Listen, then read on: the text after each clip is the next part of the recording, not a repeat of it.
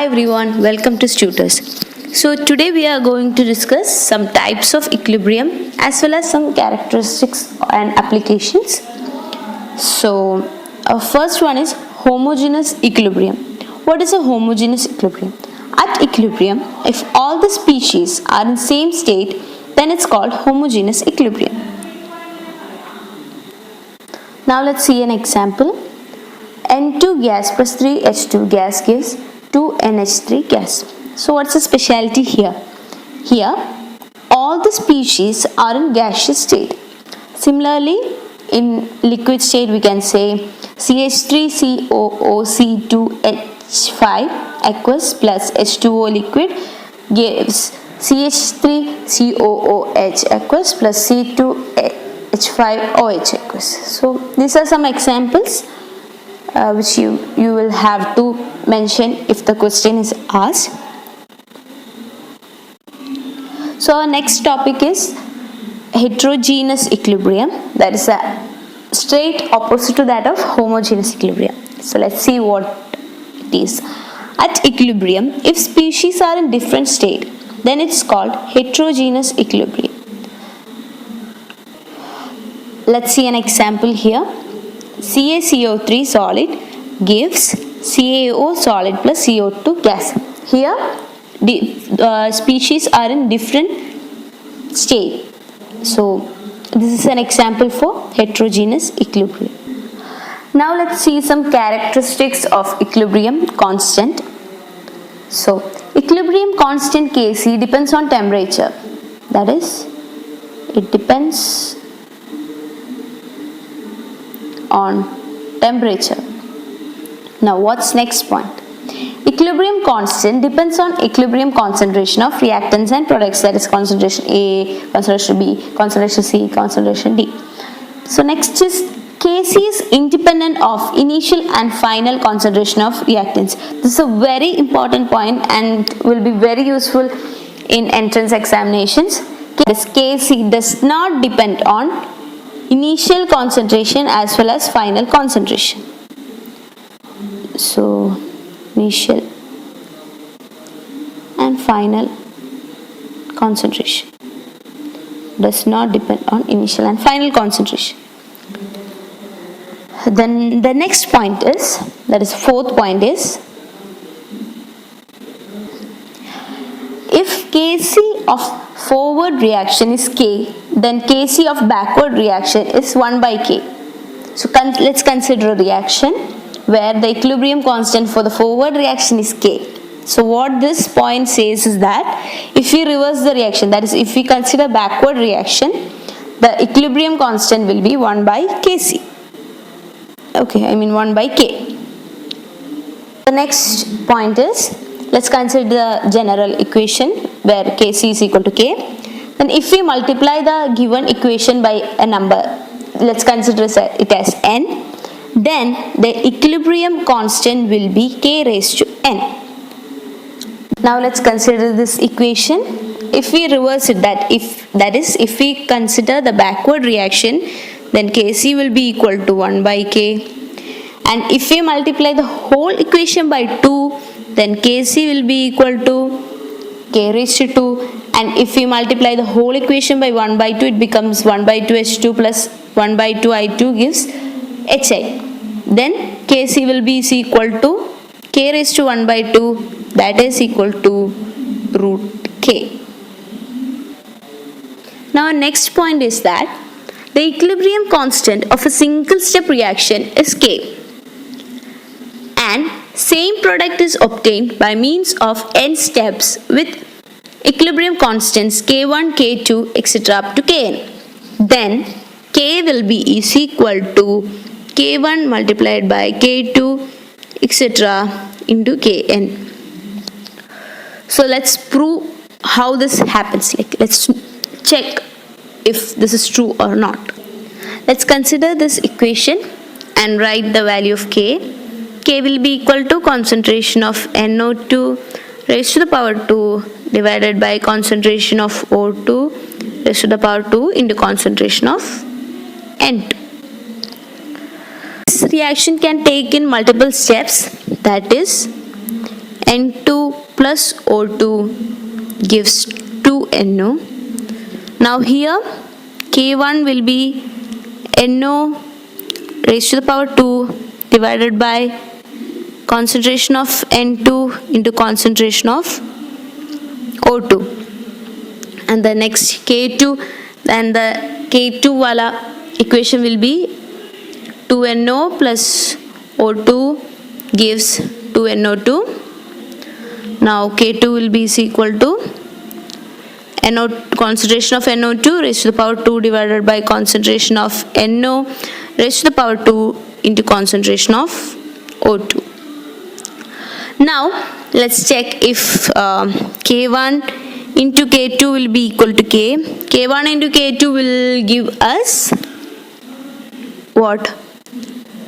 NO2 raised to the power 2 divided by concentration of N2 into concentration of O2 raised to the power 2, which is equal to K. So hence prove that if the same product is obtained by means of n steps with equilibrium constants K1, K2, K3, etc. up to Kn, then K will be equal to K1 multiplied by K2 multiplied by K3, etc. up to Kn. Now let's see some applications of equilibrium constant. Our first application is that we can predict the extent of chemical reaction. Let's see how. If K value is greater than 10 raised to 3, then at equilibrium concentration of product will be greater than concentration of reactant. That is, reaction is almost complete. So this is the first point we get here. Next, what if K is less than 10 raised to minus 3? Then at equilibrium concentration of product will be less than concentration of reactant. That is, the reaction has just started. Now what happens if it's between 10 raised to minus 3 and 10 raised to 3? Then at equilibrium concentration of reactant is approximately equal to concentration of product. Now a second application is to predict the direction of chemical reactions. So let's see how. In order to predict the direction of chemical reaction, a new term is introduced which is called reaction quotient. This is very important. Now let's consider our general equation. QC is given as concentration of C raised to the power C into concentration of D raised to the power D divided by concentration of A raised to the power A into concentration of B raised to the power B. If QC is greater than KC, then backward reaction takes place. If QC is less than KC, then forward reaction takes place. And if QC is equal to KC, then it's at equilibrium. Now let's solve a problem. The equilibrium constant of reaction 2A gives B plus C is 10. So Kc is given, Kc is 10. Okay. Given that concentration of A equal to concentration of B equal to concentration of C is equal to 2 into 10 power minus 2 molar. Predict whether the reaction is at equilibrium or not. If not, predict the direction of the reaction. Now this is a question. First step we need to do is that we have to find the value of Kc. Kc will be equal to concentration of B into concentration of C divided by concentration of A raised to the power A. Now what will that give? These three values are equal. We will get 1,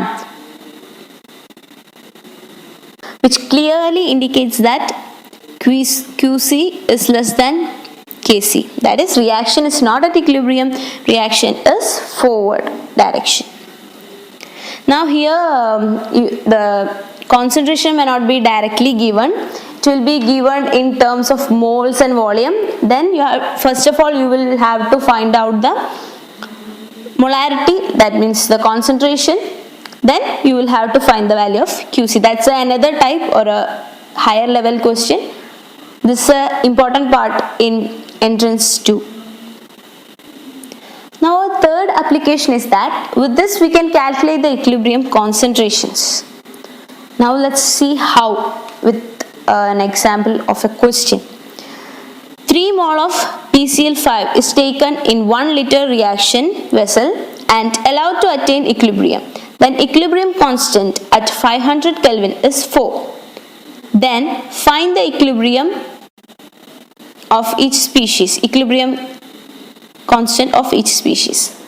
So what's given? First of all, we need to find out the molarity, that is concentration of PCl5. Number of moles is given, that is 3 mole in 1 liter, that means its concentration is 3 molar. Now what's next? Next you will have to write the equation for the reaction. PCl5 gives PCl3 plus Cl2. Here we need to find what happens initially, that is what happens at the starting point. So here we have 3 molar and the other 2 will be at 0 because it's starting only. The reactant will be 0, the product will be 0, reactant will be 3 molar. And at what happens at equilibrium? At equilibrium this will become, let's say, 3 minus X. A little amount is lesser and that amount is formed here. So at equilibrium concentration of PCl5 will be 3 minus X and of PCl3 and Cl2 will be X. Now let's write Kc. Kc will be equal to concentration of PCl3 into concentration of Cl2 divided by concentration of PCl5. It's given that equilibrium concentration is 4 and 4 will be equal to x square by 3 minus x. On solving we get x equal to 2 or x equal to minus 6. Minus 6 we will neglect because it's a minus value, and x will be equal to 2. Hence equilibrium concentration of PCl5 will be equal to 3 minus x, that is equal to 3 minus 2, that is 1 molar, and of other 2 will be 2 molar, concentration of Cl2 and PCl3.